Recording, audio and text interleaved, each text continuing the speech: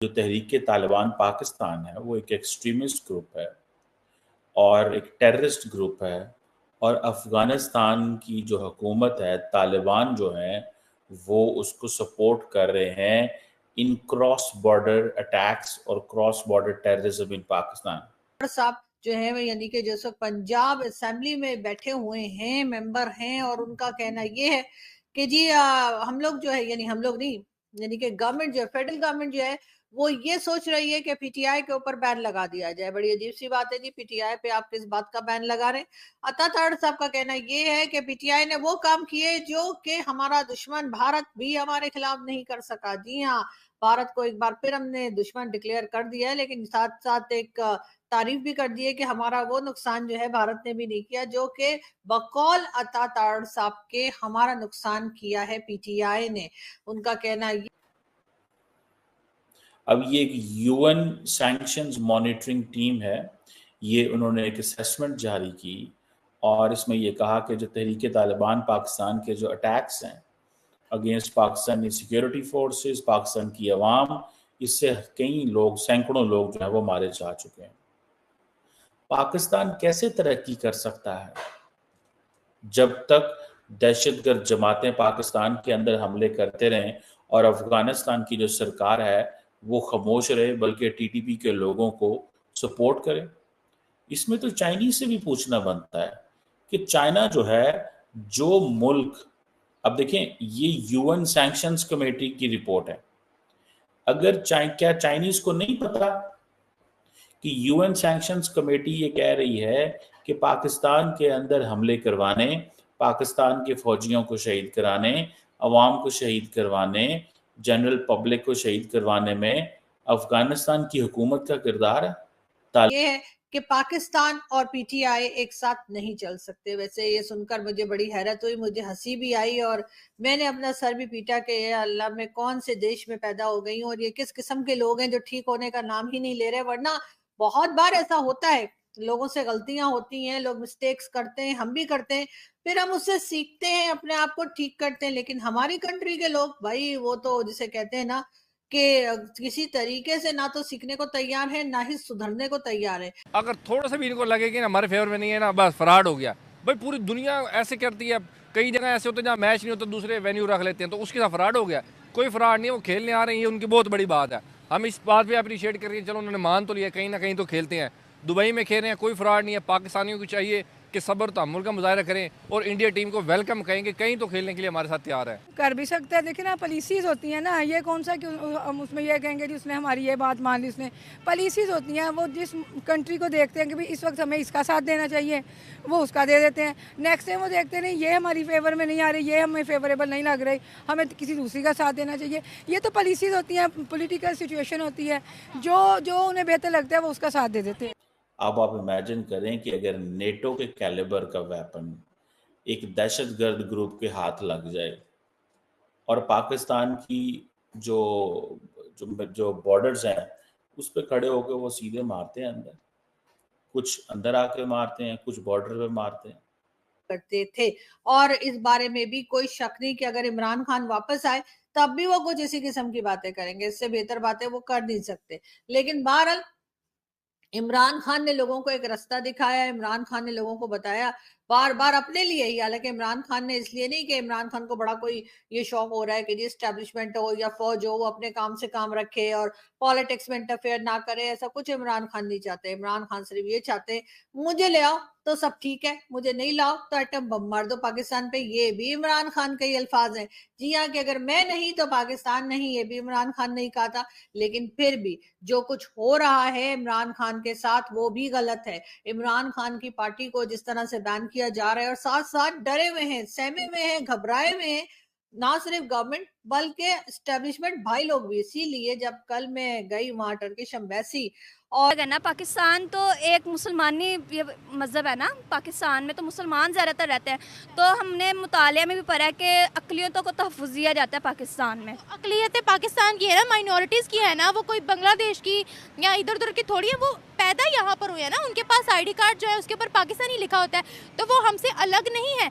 हमने एक तो ये है सिटीज़न, लेकिन हमारा और उनका कल्चर तो सेम नहीं है ना।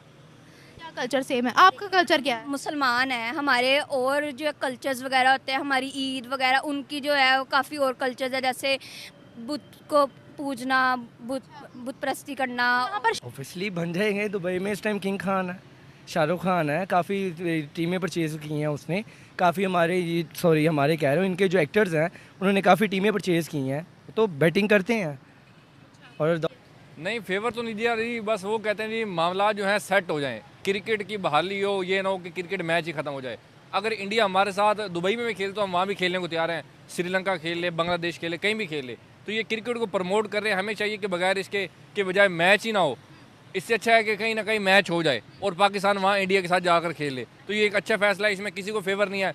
पाकिस्तान सारी ज़िंदगी दुबई खेलता रहा है, अब 2-4 मैच पाकिस्तान में होंगे तो पाकिस्तान से कहते सारे मैच इधर हो जाएं, कोई ऐसा मसला नहीं है। हम क्रिकेट को सपोर्ट करेंगे, चाहे दुबई में हो चाहे श्रीलंका में हो। पाकिस्तान आ भी जाते ना तो जीतना फिर भी इन्होंने ही था, तो ये हमारे लिए बहुत शर्मनाक बात होनी थी कि यहाँ आके जीते। इनका मकसद है कि नेक्स्ट टाइम इनको ना बुलाएं तो बेहतर है।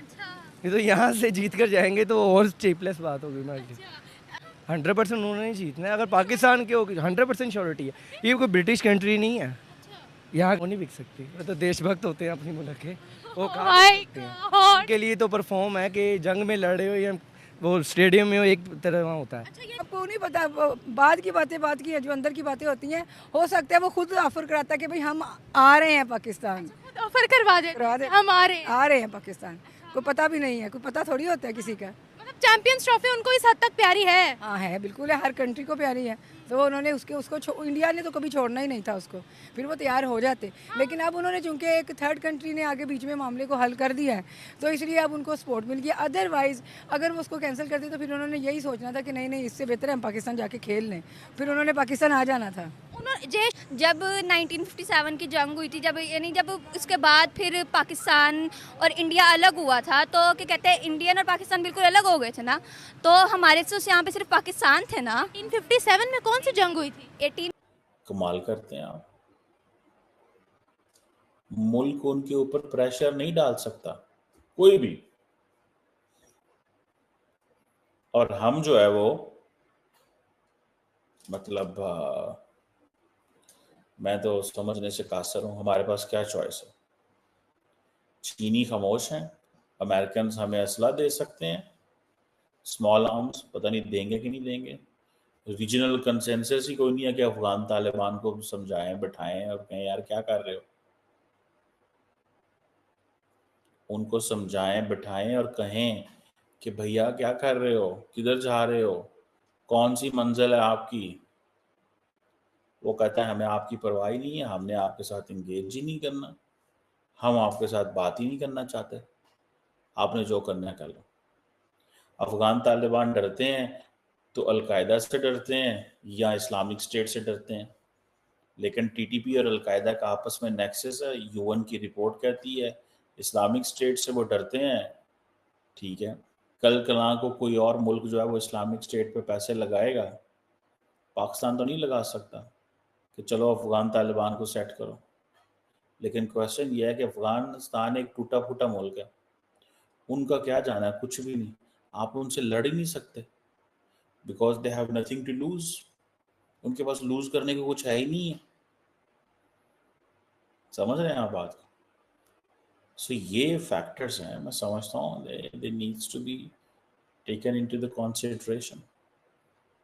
हमारे लिए देखें, इंडिया अफगान तालिबान का दोस्त है आज के ज़माने में, इंडिया की दोस्ती है। इंडिया समझता है कि ये हमारे बडीज़ हैं। अब वो इसलिए कि अफगान तालिबान को पता है कि इंडिया की जेबों में पैसे हैं, उनको पता है इनके बटवे में पैसे हैं, पर्स में पैसे हैं, डॉलर पाउंड यूरो लेंगे, असला लेंगे, सब कुछ लेंगे, इंटरनेशनल सपोर्ट लेंगे। पाकिस्तान के पास क्या है? पाकिस्तान तो वो कहते हैं डीपली आइसोलेटेड है, इसने हमें क्या देना है। सो अफगान तालिबान एक अपनी तरफ से एक रैशनल एक्टर है, और पाकिस्तान ने अपनी जो सॉफ्ट पावर इस्टेब्लिश की हुई है कि जी वो अफगानी जो है वो पाकिस्तान में आते हैं, इलाज कराते हैं, पढ़ते हैं, ये वो, उसको बंद करे तो जो कुछ आज तक किया है वो चला जाता है। सो वी आर, वो जिसे कहते हैं ना कि between the hard and the rock place. किथे जाइए, इधर जाइए तो पत्थर पैंदे ने, इधर जाइए वट्टे पैंदे ने। इधर जाइए। ये है हमारी सिचुएशन। आई होप कि there is someone who can punish Afghan Taliban and Chinese should speak up.